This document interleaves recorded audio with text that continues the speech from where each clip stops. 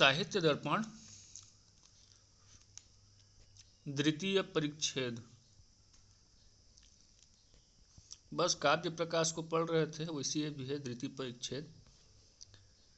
तब उसका विपरीत समझ जाइए, लेकिन कुछ कुछ अंश उससे मिलता जुलता है। जैसे कि कई जगह पढ़े हैं आप लोग साहित्य। स्टार्ट करते हैं इसको। वाक्य स्वरूप माँ, वाक्य के स्वरूप को बताया जा रहा है। इसको पढ़ भी चुके हो आप लोग शब्द प्रमाण में, काव्य प्रकाश में भी पढ़ चुके हो। इसमें से भी देख लीजिए कि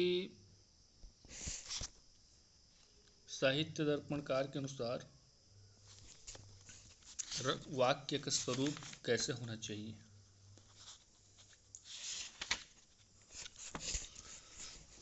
वाक्यम अस्या योग्यता कांक्षा आसक्तियुक्ता पतोच्चय।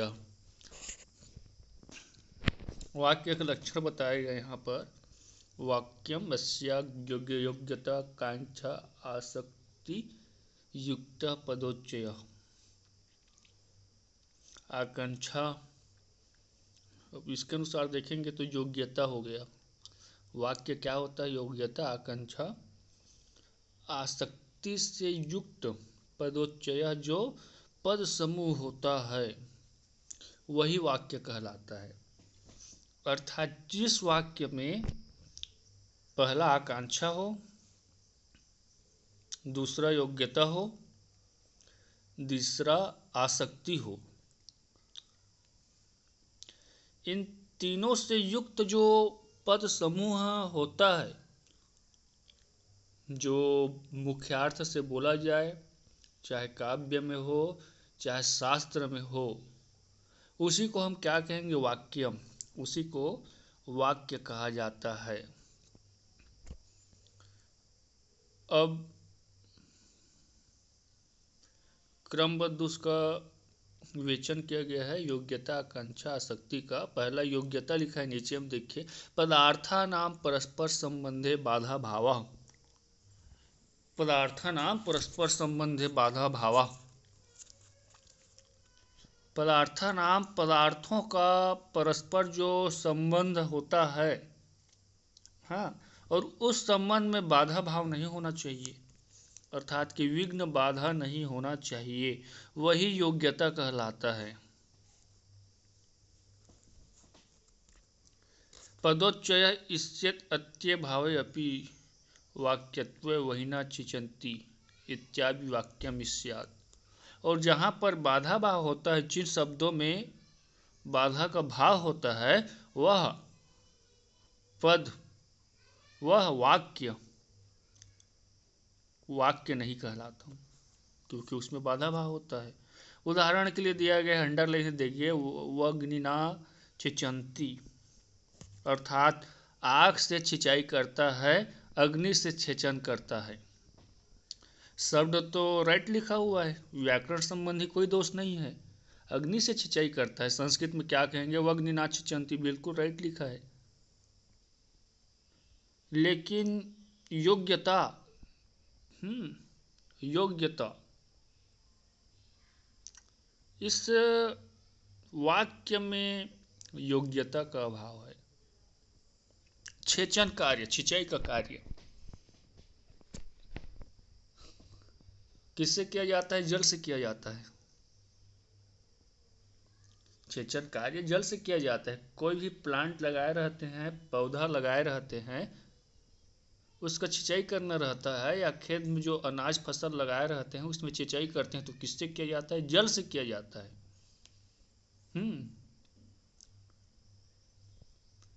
अग्नि में उसका योग्यता नहीं है। अग्नि में योग्यता नहीं है। अग्नि से छेचन कार्य नहीं किया जा सकता। अग्नि का योग्यता क्या रहता है? जलाने का, ऊर्ध्वान, ऊपर उठने का, गर्म रहता है, आग रहता है। तो यहाँ पर क्या हो रहा है? बाधा भाव, बाधा उत्पन्न हो रहा है। योग्यता के लक्षण बताया गया। बतार्था नाम परस्पर संबंधे बाधा भाव, बाधा आ रहा है यहाँ पर दोनों पदार्थ में, चिचाई और अग्नि में। कोई छेचन कर ही नहीं सकता। इत्याद्यपि वाक्यम स्यात्, इसलिए यह वाक्य नहीं कहलाएगा। इसका प्रयोग वाक्य के रूप में नहीं होगा। छेचन क्रिया में अग्नि का कारण नहीं होने के कारण, छेचन क्रिया में अग्नि का योग्यता नहीं होने के कारण यह वाक्य नहीं कहलाएगा। बस इतना ही लिखना है। उदाहरण के रूप में अग्निना छिचंती जो लिखा गया है, अंडरलाइन किया गया है, उसको लिखना है। अब दूसरा है आकांक्षा। आकांक्षा प्रतीतिपर्य वसान विरह सच श्रोतु जिज्ञासारूपम निराकांक्षस्य वाक्यत्वे गौर अश्व पुरुषो हस्त इत्यानापि वाक्यत्वम स्यात्।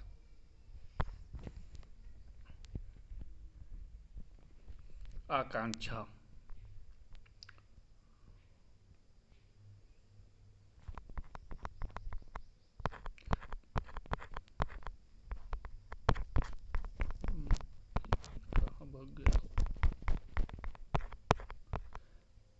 प्रतीतिपर्य वसान विरह, जहां पर प्रतीति ना हो पाए, इसमें लिखा गया है पुस्तक में, ज्ञान की समाप्ति के अभाव को आकांक्षा कहते हैं।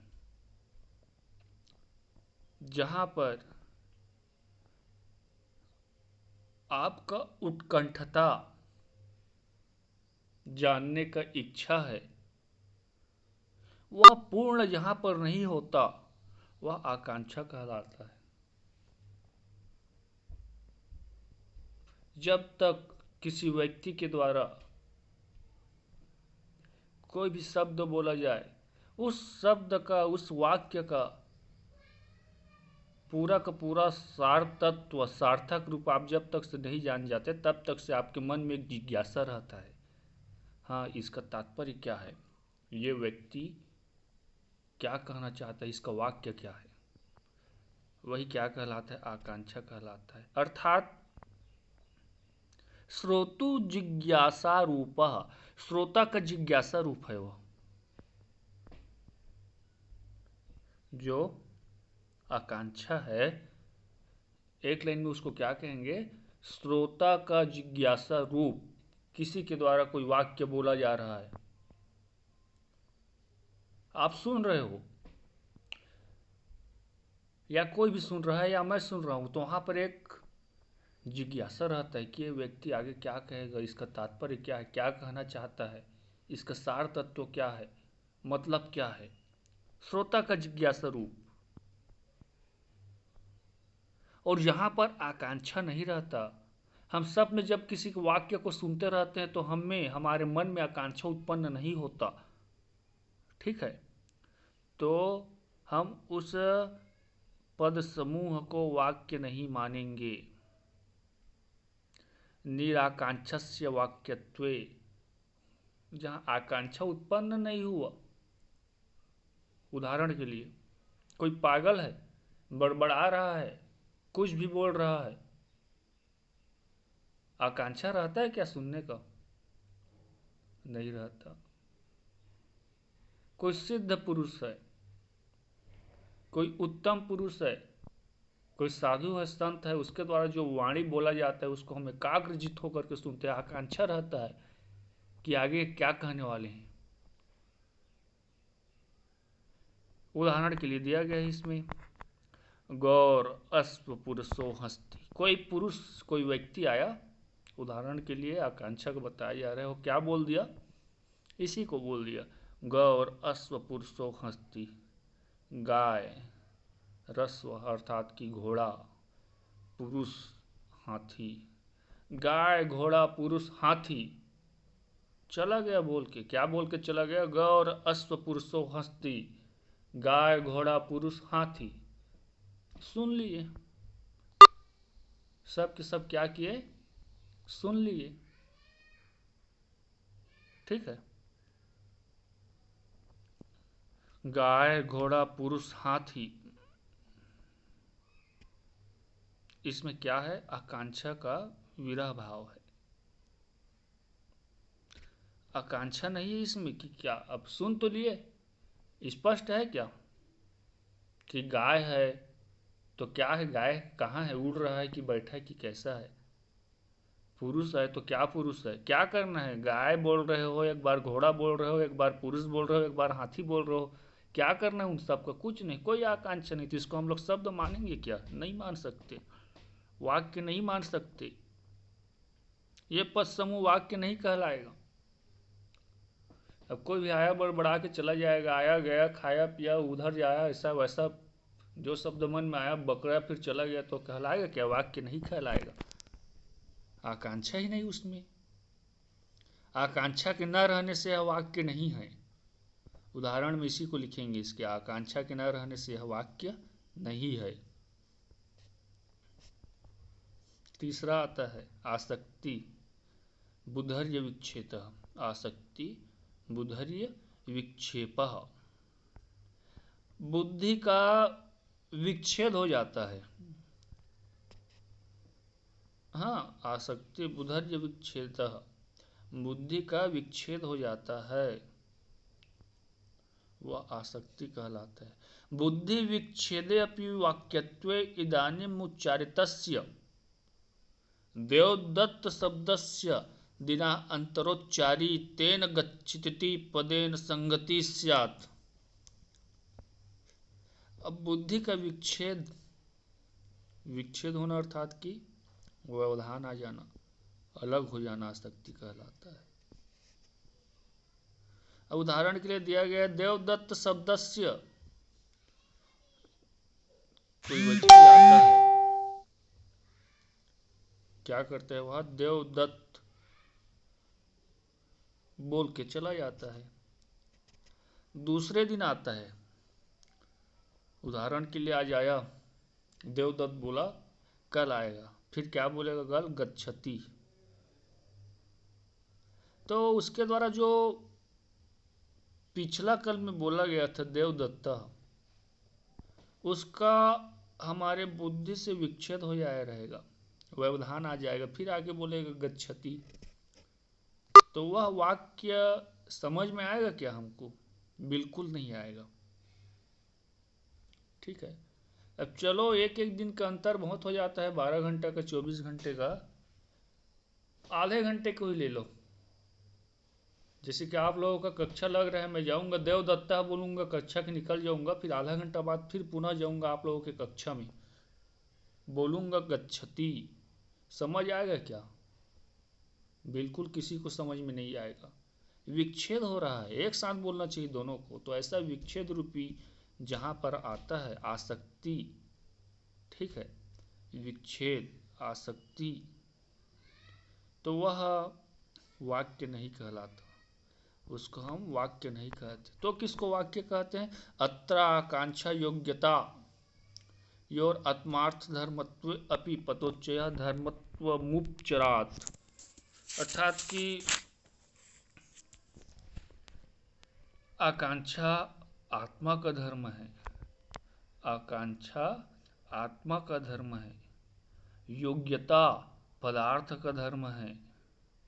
हाँ, परस्पर संबंध से आकांक्षा योग्यता इन दोनों के और संनिधि, जिसको क्या कहते हैं, आसक्ति, इन सब के परस्पर संबंध से पद समूह के धर्म माने गए हैं, पद समूह के धर्म माने गए हैं। यही रहेगा तो पद समूह कहलाएगा। और आगे देखिए, वाक्योच्चयो महावाक्यम,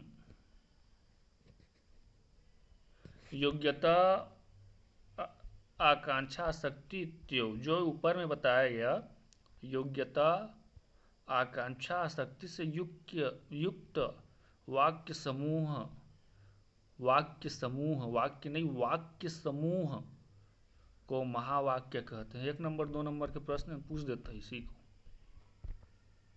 जो वाक्य समूह कैसे बनता है, ये तीनों रहना चाहिए, योग्यता आकांक्षा आसक्ति, इनसे जो वाक्य समूह बनता है उसको महाकाव्य कहा जाता है। हाँ, उसको महाकाव्य कहा जाता है। इत्थम वाक्यम द्विधा मदम। और इसका दो प्रकार का मत बताया गया है, दो प्रकार का भेद बताया गया है। हाँ, इत्थमिति वाक्यत्वेन महावाक्यत्वेन च। वाक्य और महावाक्य, वाक्य और महावाक्य, ठीक है, वाक्य और महावाक्य। पहला पहला नंबर का जो सूत्र दिया गया है, वार्तिक में कहा भी गया है, उक्तम तत्र वार्तिके। स्वार्थबोध समाप्ता नाम अंगा अंगित्व वेपेक्षया वाक्यानामेक वाक्यत्वं पुनः सहत्य जायते।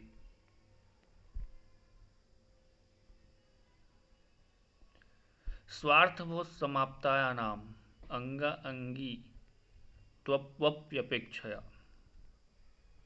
स्वार्थबोध, अपने अर्थ का बोधन कर समाप्त हुए, समाप्ता नाम, अपने अपने अर्थ के बोधन को समाप्त करके जो वाक्य अंगांगी भाव से, भाव संबंध करके, हाँ, वाक्य नाम एकम वाक्यत्व, पुनः पुनः मिल करके, एक दूसरे से मिल करके एक वाक्यता हो जाता है, मतलब कि महावाक्य कहलाता है। महावाक्य कहलाता है। वाक्य ही मिल मिल करके अपने अर्थ का बोधन कर करके महावाक्य बनता है। कहने का तात्पर्य सरल शब्दों में उदाहरण के रूप में बताया गया है। देखिए, ये तत्र वाक्यम यथा शून्यम वासगृहम श्लोक पढ़ चुके हो, कई जगह पढ़ चुके हो, अभी पीछे में पढ़ चुके हैं आप लोग प्रथम परिच्छेद में। केवल एक श्लोक है तो उसको वाक्य कह दिया गया है, शून्यम वासगृहम। और महावाक्य पूरा का पूरा रामायण, महाभारत, रघुवंश, महाकाव्य इत्यादि है, उसको महावाक्य रूपी नाम से अवधरित करेंगे, उसको पूरा महावाक्य नाम से अवधरित करेंगे। यह वाक्य है शून्यम वासगृहम। महावाक्य में रामायण, महाभारत, रघुवंश, महाकाव्य। पतोच्चय वाक्य तत्। अब उसके बाद फिर पद समूह को वाक्य कहा है, तो पद का लक्षण क्या है? पद के समूह को वाक्य कहा है, पद लक्षण मित्यम, तो उसका लक्षण क्या होना चाहिए? पदोच्चय वाक्यमियुक्तम। जो पद समूह होता है उसको वाक्य कहा गया है, तो पद समूह का लक्षण क्या चाहिए? लक्षण क्या होना चाहिए? लक्षण बताया गया है। वर्णापदम, पद समूह का लक्षण है वर्णापदम प्रयोगाहृत अन्वितेकार्थबोधका। वर्णापदम पद का, ठीक है, क्या है? प्रयोगाहरण अन्वितेकार्थबोधका। एक अर्थ के बोधक वर्णों को पद कहते हैं। पद प्रयोगाहन, प्रयोग के योग्य जो एक वर्ण है जो बोध करता है उसको पद कहते हैं। यथा घटः, जैसे घट, घटः कह दिए तो प्रयोग के योग्य है। एक अर्थ का बोध है, घट जो घड़ा रखा रहेगा वह स्पष्टतया हमारे सामने दिखेगा, एक अर्थ का बोध हो रहा है। प्रयोगाहम,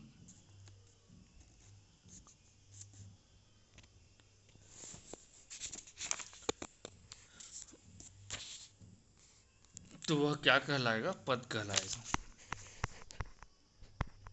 उसी के संबंध में और बताया गया है, जो प्रयोग योग्य नहीं होते उसको पद नहीं कहा जा सकता।